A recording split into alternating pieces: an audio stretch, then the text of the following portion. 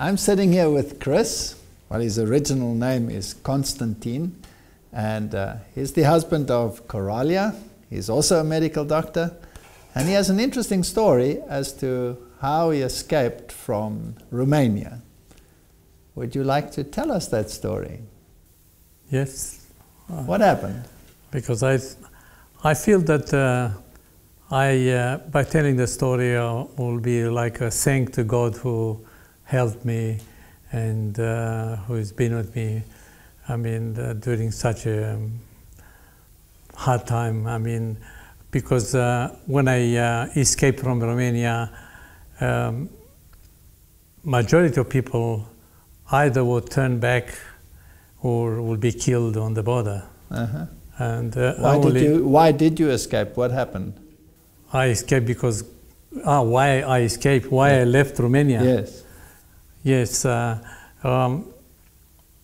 finished university in 1980, and I was working as a doctor for 6 years, and I can say that I was quite a successful doctor there, and I was the head of the clinic in the city where I was working in Roznov, and the same I had the right to work in the hospital, and everything was going fine, and till one day when the secretary of the province, of the, we call Județ, where I was living, came to my clinic, which was a big surprise.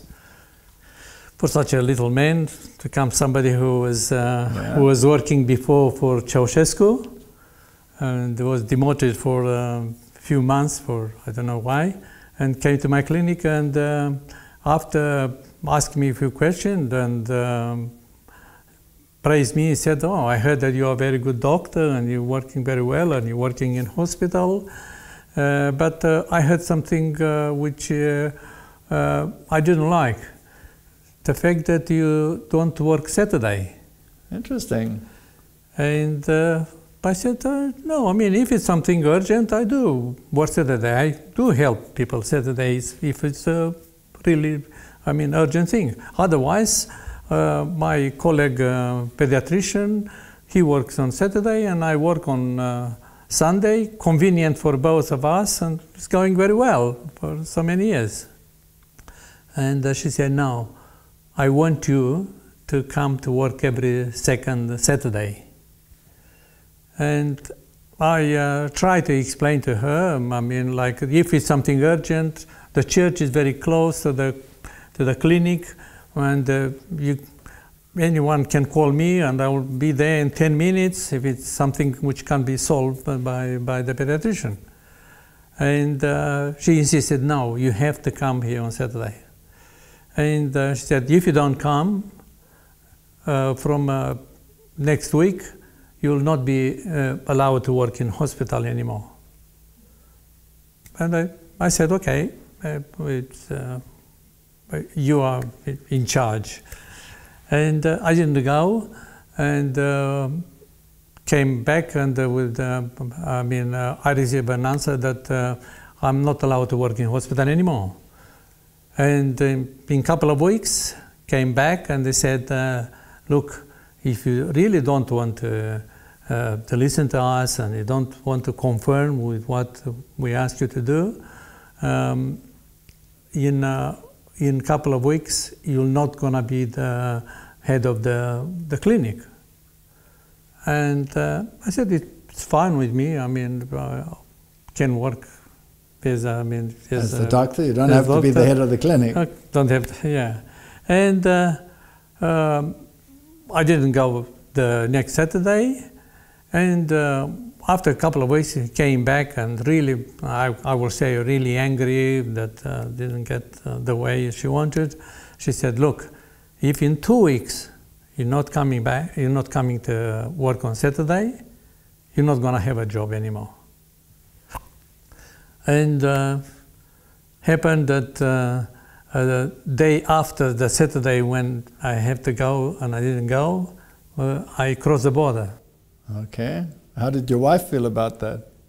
I mean, my wife was very happy about it because she was working on me for more than a year, asking me, to leave Romania because of all other problems which we had there. And I said, if God is not with me, I'm not going to go. If I don't know for sure that God is coming with me, I'm not going to go. And I start praying, I start fasting. I had a very good friend who was the elder of the church, which I could trust because there you couldn't trust everyone. And I pray with him, and he wasn't for me to leave Romania and to leave the church. And the church where I was there, not to leave the Seventh Adventist church. And when about a couple of weeks before I got this ultimatum that I will not have a job anymore, a friend of mine came to me on Saturday night, and he said, would you come with me to cross the border? And if by then many, many times I say no, suddenly, like I said yes, I could say that even was without really thinking about. It just happened. Just happened. I said yes, yes. And we did other preparation in the next 2 weeks. He said I got a guide, and we went and visited a guide. I didn't like him very much, anyhow. And we visited other people who tell us how we're going to cross. The place where we crossed the border was about 700 kilometers from the place where I was living. I never been in that area before, and even we weren't allowed to get more than 30, 40 k's close to the border. The police will know from the number of the car, where are you from? And will ask you, what are you doing here? Yes. And when Friday night we arrived in a city which was about 40 k's from the border, and we stayed with the pastor, which was husband of one of my wife's friends, and we told him what we're gonna do, and he said, I'd like you to sit down and I'll tell you a story. And he said, do you know where I've been today? I've been and I visited my brother who is in jail. He was caught on the border and was given 8 months jail.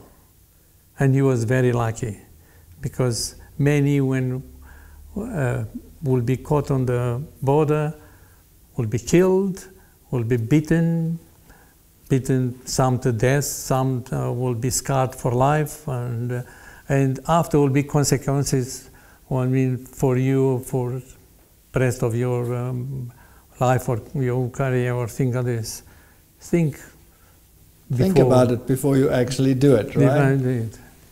And I told him, look, I prayed for this for a year, and I'm convinced that God is with me, and we're gonna go. And we left around 12 o'clock. We had to meet the guide close to the main railway station in that city. He came a bit late and took the money and gave the money to his daughter. And he said that now the four-wheel drive will come, and which will take you right to the border. And we waited and waited. And I told my friend who was the leader, I said, look, watch this man, because this man is going to run away. And in the end, he said, look, I don't know why the four-wheel drive hasn't come. We need a car to go close there, otherwise we can't go because it's very far. Mm-hmm. And we said, we got our car. And we even didn't think that with the car going towards the border would be very, very dangerous. We just said, we got a car. And he came in the car and we did drive, and we did drive past one of the posts where the two soldiers were staying and looking at the car who was passing. That they were busy with something else, didn't see us. We got closer and he said, we're gonna stop here, which was a little railway station. And he said, we're gonna stop here and we're gonna go through this railway station. And I told him, I don't think it's safe because everyone will be suspicious when they will see us. Oh, no, we'll be okay. And I forgot to tell you, we were 3 people who we decided to go together. And one of them got so scared when we came to the point to come out of the car, and he started shaking and said, no, I can't come. I can't go. And my friend, the leader, I said, no, you have to come, because they were more best friends than with me. Anyhow, he couldn't come, and he stayed and helped my wife to go home and pray for us during the trip back to our town. Anyhow, I told the guide, said, we're not going to go through the railway station. Which way we have to go? And he said, show the way. I said, okay, we're going to the right about 500 meters, and we're going to get from there our way. And I found out later on in Yugoslavia that at that railway station, they had a direct line with the old phone, if you remember, and a direct line to the border. And they would say, 3 people or 2 people on their way. On their way. Watch that. Okay. And indeed, they did, because they looked after us a couple of times. After we walked for another, to say, half an hour, he said, we're going to go through this little town. And I said, I don't think it's the right decision. And he said, why? The people there will notice that we are not from the town, it's a little town, and they will tell the police, and, you're going to say that you're coming to collect corns. And I said, what?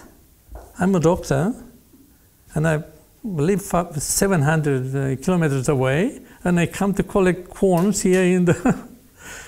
And I said, now tell me which way to go. Anyhow, I forgot to tell you that maybe one of the best important part of the story. After we passed the railway, I start talking with the guide. And after 5 minutes talking with him, I realized that he was mentally disturbed. Okay. He was a schizophrenic. And even I asked him, have you ever been to a psychiatric hospital? And he took from his pocket an admission paper, which, and there I saw schizophrenia. And he said, okay, well, you've been this way? Yeah, I've been once before, and I haven't heard the people back after. Okay. I said, how do you know that they did pass, the border?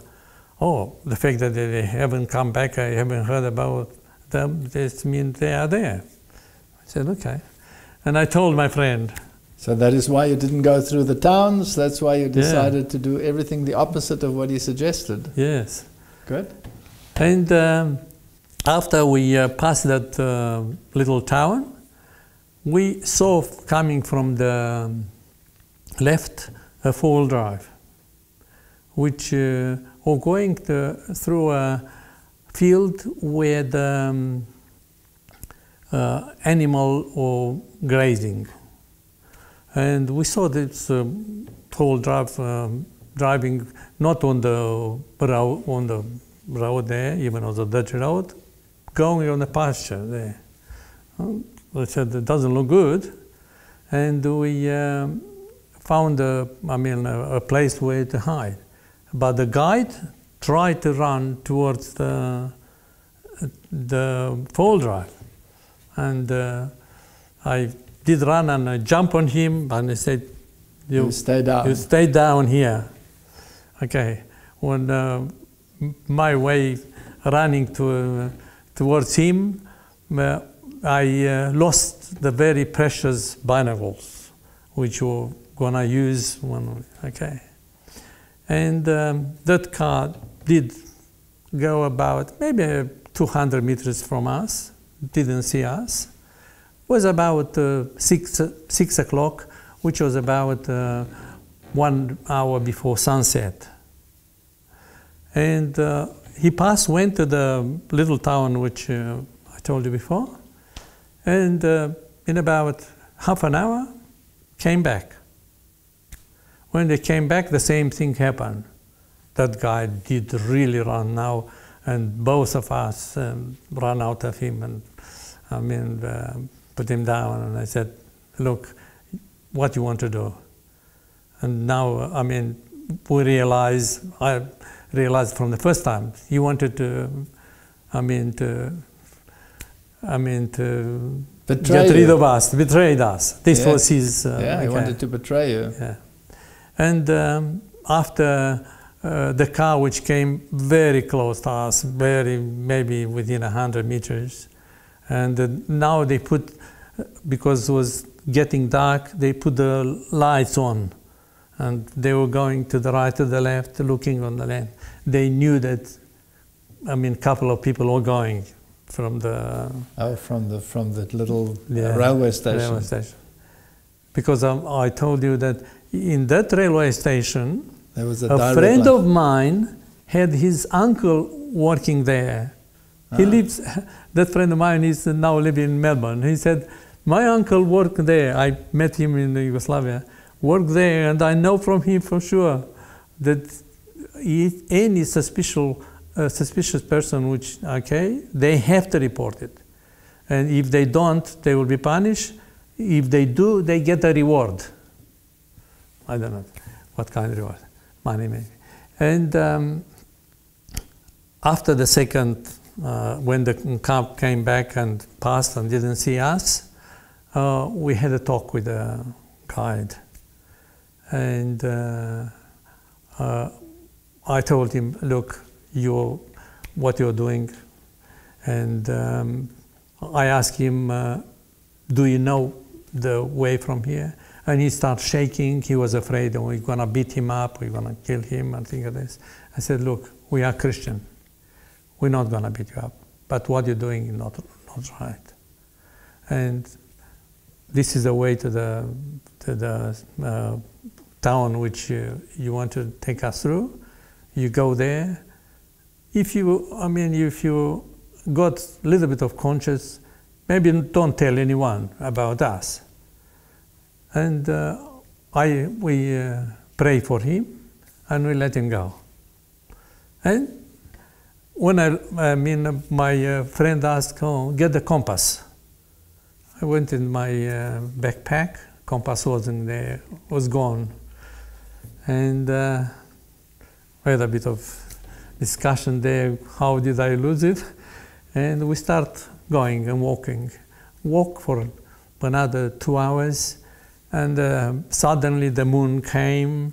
It was a full moon with the light, like the lights we got in front of us here, and was really making such a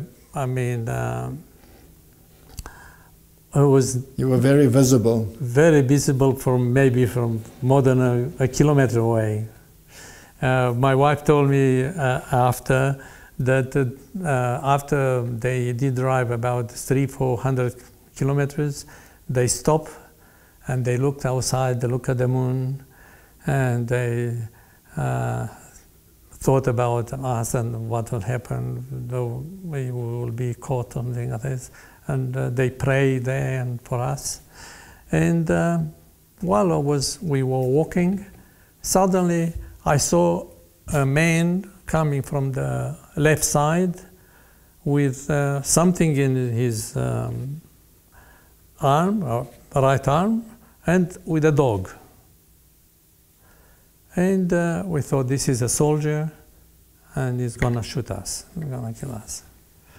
And we saw a little bush there. We hid behind the bush, but he came straight to us. And when he was very close, and I just lifted up my eyes, I said, "Don't shoot us, we are good people." And he started talking with us and asking questions, and we told him, yes, we want to cross the border. Do you know where the border is? And he started giving us very precise information. He said, the way you're going north, and you're gonna get back to the town which you left.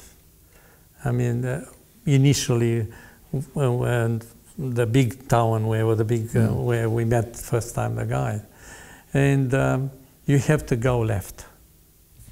And you go left for about half an hour the way walking, and then will be a road. And on that road, the soldiers will come full drives with portable lights, and they will look on the field to see people. And told us that will come from the right. If you have time to get close to the road, there is a ditch. And go to the ditch and lie down in the ditch, and they will not see you. And exactly like this happened. The car came from the right. I saw the lights going over us, and the car went. And he said, after this, you will walk for another half an hour, and will be train lines. And the little train with 2 carriages will come from the right, and there will be soldiers in the front and in the back with the same lights. Try to find somewhere to hide, not to be seen. And exactly like this happened. Mm-hmm. And after this, they said, you go further till you will hear the dogs barking. Will be the dogs from place where they keep the sheep, which is very close to the border. And when they're barking, this means you are too close to them, and then go right. And go right till the dogs will stop barking. That's very precise information. Very precise information. And he said, then the border will be on your left. And he said, I don't know more. Okay? I tried to give him money, and he didn't want to take money. And he left. When I was talking this, I told this to one of the Romanian evangelists, and he asked me a few more questions. He said, I mean, whatever you believe about the shepherd, I think was an angel of God. Absolutely. With that kind of information, it cannot have been just a normal human being. And we arrived to that place where he said, border will be on your left. And I tried to, I I forgot. When we went to the left, we saw on the about 300-400 meters from us a big post where the soldiers will stay. Okay. Okay. Like a lookout? Lookout. Okay. Yes. Thank you helping my English. And we thought, okay, this is one. Let's go and see the other one, and then we go through the middle, which was the worst things which we could have choose. We found out later on in Yugoslavia from the people who was in the army and did their duties in that place, and they said during the night, especially at that time, which was about 3 o'clock at night, the soldiers will leave the lookout, and they go in the middle and talk, have a cigarette, and things like this for the time to go. And we didn't know this because we are so far away from the border where we lived. And we arrived at that place. We decided to cross, and I was ahead, and I said I'm gonna run all the way. And after 4 or 5 steps, I was stepping on some big leaves of beetroots for animals. I don't know if you got this one here. Yes. Yeah. And cattle feed beetroot. Yeah. Yes. And they were making such a noise. And being middle of the night, and you can hear this from 500 meters, maybe more. And the same time was a full moon, and with that light, when somebody will hear the noise, look around, would see us. And I just fell on my face down, and I started praying. I said, God, I didn't live without being assured that you are with me. And you know that there is not a way back, because they will catch us. And as you can see, there is not a way to go ahead. It's in your hands. I was praying. And while I was praying, suddenly I heard a noise. And start raining with big drops. I don't know, maybe because was that experience which remained for me for life. But there are some times when rain was out with big drops. Mm-hmm. And make such a big noise on that leaves that you could run again. That you can run again. And the soldiers from there, because of the rain, went to their post, okay, and we did cross. After we crossed that, okay, the rain stopped. We didn't get wet. And we crossed, and we were just about 40 meters, 50 meters from an Yugoslavian border patrol house. We saw the soldiers through the window, and we saw that they all had different uniform. I said, "Oh, this Yugoslavian," and we passed them on the right, and we went into the little forest which was there, and we stayed till 5 o'clock in the morning, and from there we went the next day. Okay, and then where did you go to? To a refugee camp, or what did you go to? Yes, I mean, no, it was, I'll tell just a little bit of my story. During the day we saw cars coming to that house, so I mean the soldiers' houses, and we stayed all day, and we decided where we're going the the next night. And we were so thirsty, we didn't have anything to drink with us. We had the right diet before we left, chips with feta cheese. Okay. And we were so thirsty, we tried to find some water on the leaves, but they wasn't much because wasn't much rain. Okay, and after that night, after we walked for about an hour, I fell into a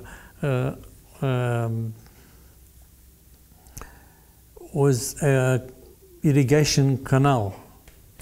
And when I fell on it, I drank maybe a couple of liters of water, and I told my friend which was behind, and I said, look, there is here, see where you can cross, but there is good water here.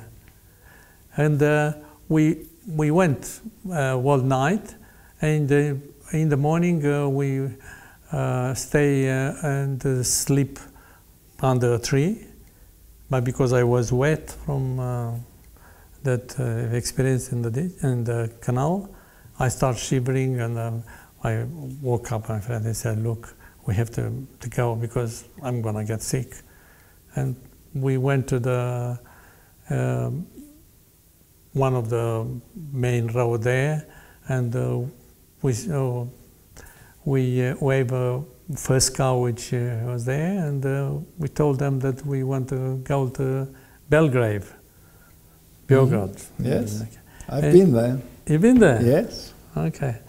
And he said, oh, no problem, I'll send my friend which goes there, and in 5 minutes came his friend, which was the police car. Okay. And he took us and to the police station, and in the morning came the mayor of the little town and gave us 21 days prison term.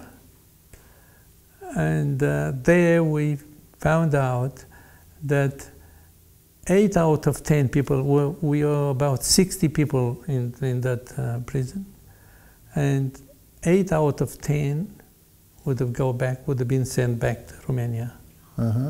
And only 2 would go ahead. There was one of the guards who was speaking Romanian, and every day he will come. I mean, these 3 people who left today was sent to Romania, and very rare during these 21 days we'll say, oh, this one was sent to Belgrade. And when we arrived in Belgrade, we noticed that exactly like that, only the one which he told us. So why did they choose you to stay?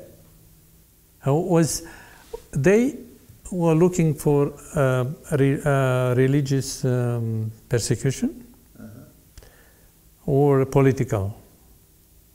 And they have to be very genuine. They ask you a lot of questions to be sure, and they will check it.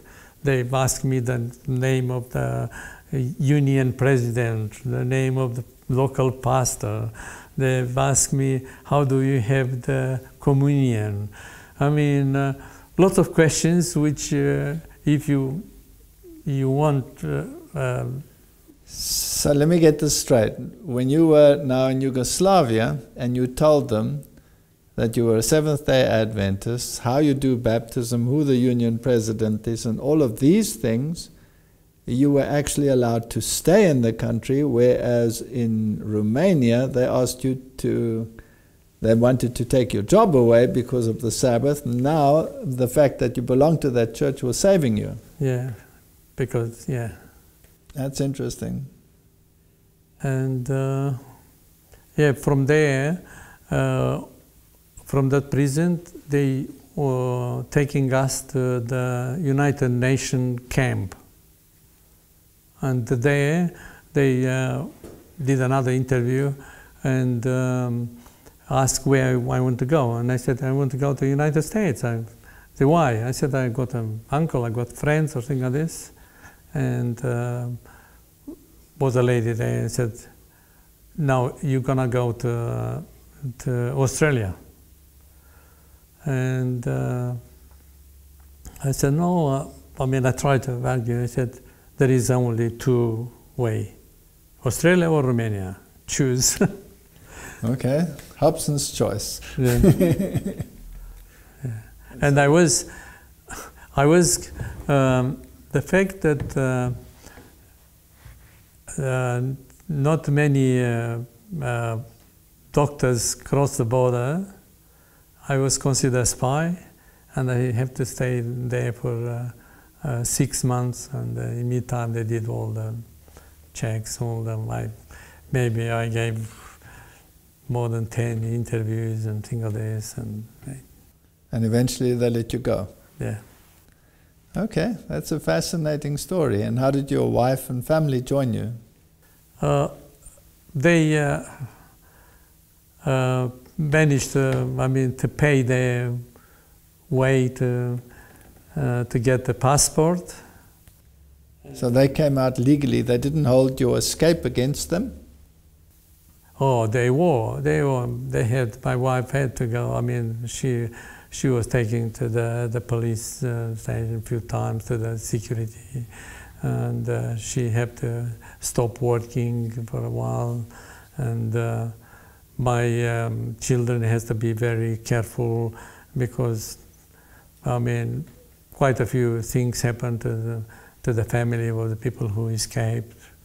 I mean, their kids were killed or other consequences. Okay. Well, thank you for sharing your story, and I'm glad that you are all safe and sound, and even Romania is pretty safe and sound these days again. Yeah. And may your experience and the health message that you are sharing with the people, may it not only reach the Australians, but may it also reach the Romanians and the rest of the world. Thank you very much. Thank you very much.